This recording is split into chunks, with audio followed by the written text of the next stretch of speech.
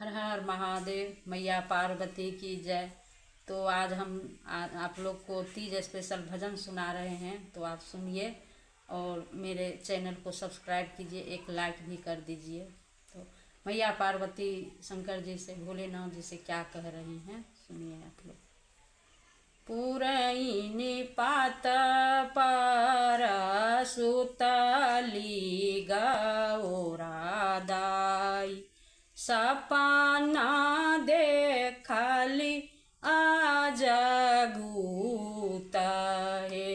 पुरैनी पात पर सुतली गौरादाई, सपना देखली आज गुत हे। दूर ही देश साए बाजन बाजए, किनकर होबेल बियाह हे। किनकर होबेल बियाह हे। सुना हो हे आई माई टोला हे परोसीन, सपना के करुणे विचार हे। सपना के करुणे विचार हे। दूर ही देश साए बाजन बाजए, शिव कैलन दोसरो बियाह हे। शिव कैलन दोसरो बियाह हे। किए हे महादेव चोरनी से चटनी है। किए हमें कोखिया बिहून हे। किए हे महादेव सेवा में चुका कैलौं। किए कैल दोसरो बियाह हे। किए कैल दोसरो बियाह हे।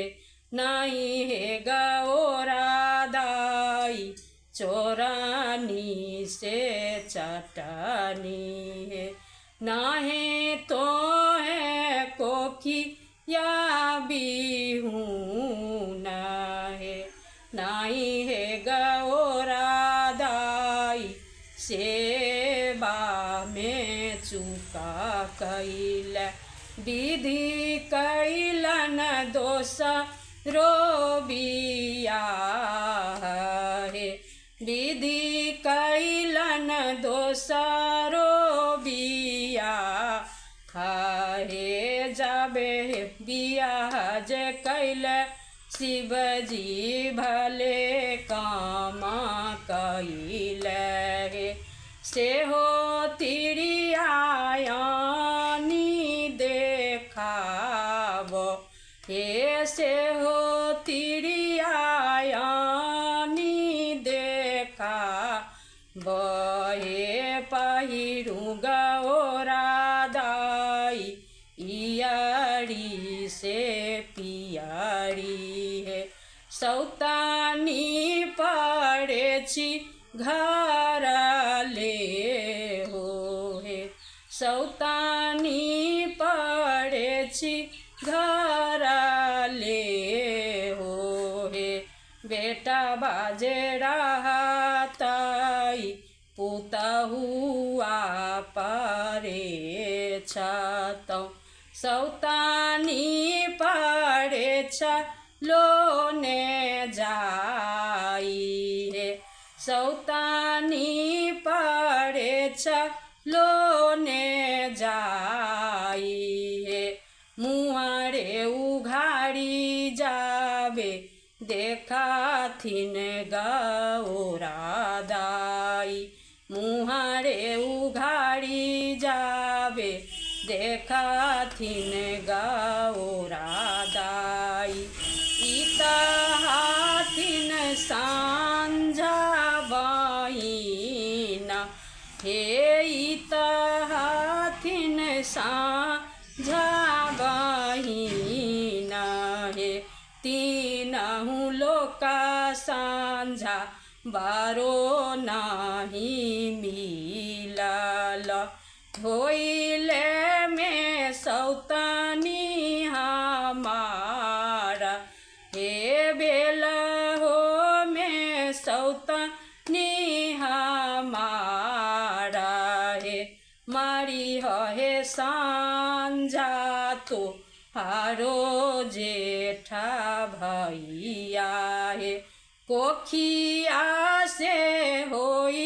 है बिहुना हे कोखिया से होई है बिहुना हे जानू गारी देहो गौरा जानू देहो सारा पाहे कोखिया से कारो ना बिहुना हे कोखिया से कारो ना बिहुना हे सांझा सवेरे गौरा गणपति खेलाए बनाबो में दासी तोहार हे बनाबो में दासी तोहार हे जीवी हे सांझा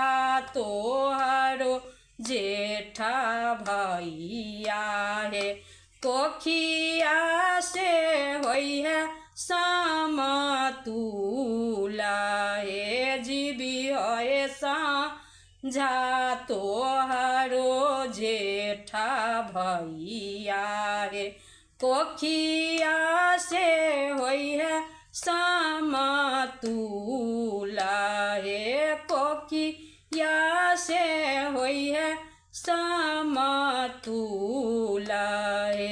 बोलिए मैया पार्वती की जय। हर हर महादेव शिव।